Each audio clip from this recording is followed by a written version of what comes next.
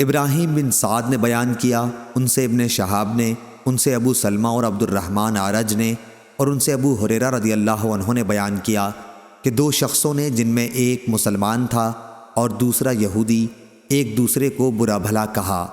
مسلمان نے کہا، اس ذات کی قسم جس نے محمد صلی اللہ علیہ وسلم کو تمام دنیا والوں پر بزرگی دی، اور یہودی نے کہا، اس ذات کی قسم جس نے موسیٰ علیہ السلام کو تمام دنیا والوں پر بزرگی دی۔ اس پر مسلمان نے ہاتھ اٹھا کر یہودی کے تمانچہ مارا۔ وہ یہودی نبی کریم صلی اللہ علیہ وسلم کی خدمت میں حاضر ہوا اور مسلمان کے ساتھ اپنے واقعے کو بیان کیا۔ پھر حضور صلی اللہ علیہ وسلم نے اس مسلمان کو بلایا اور ان سے واقعے کے متعلق پوچھا۔ انہوں نے آپ کو اس کی تفصیل بتا دی۔ آپ نے اس کے بعد فرمایا، مجھے موسیٰ علیہ السلام پر ترجیح نہ دو۔ لوگ قیامت کے دن بے ہوش کر دیے جائیں گے، میں بھی بے ہوش ہو جاؤں گا۔ بے ہوشی سے ہوش میں آنے والا سب سے پہلا شخص میں ہوں گا، لیکن موسیٰ علیہ السلام کو عرش الہی کا کنارہ پکڑے ہوئے پاؤں گا۔ اب مجھے معلوم نہیں کہ موسیٰ بھی بے ہوش ہونے والوں میں ہوں گے اور مجھ سے پہلے انہیں ہوش آ جائے گا، یا اللہ تعالیٰ نے ان کو ان لوگوں میں رکھا ہے جو بے ہوشی سے مستثنیٰ ہیں۔ صحیح بخاری حدیث نمبر 2411۔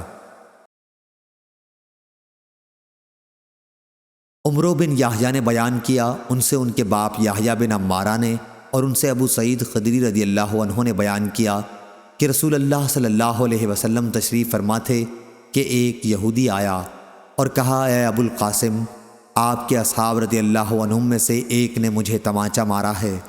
آپ نے دریافت فرمایا، کس نے؟ اس نے کہا کہ ایک انصاری نے۔ آپ نے فرمایا کہ انہیں بلاؤ۔ وہ آئے تو آن حضرت صلی اللہ علیہ وسلم نے پوچھا، کیا تم نے اسے مارا ہے؟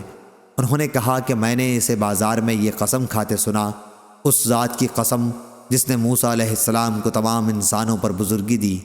میں نے کہا، او خبیث، کیا محمد صلی اللہ علیہ وسلم پر بھی؟ مجھے غصہ آیا اور میں نے اس کے منہ پر تھپڑ دے مارا۔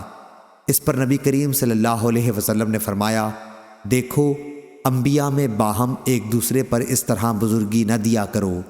لوگ قیامت میں بے ہوش ہو جائیں گے، اپنی قبر سے سب سے پہلے نکلنے والا میں ہی ہوں گا، لیکن میں دیکھوں گا کہ موسیٰ علیہ السلام عرش الہی کا پایا پکڑے ہوئے ہیں۔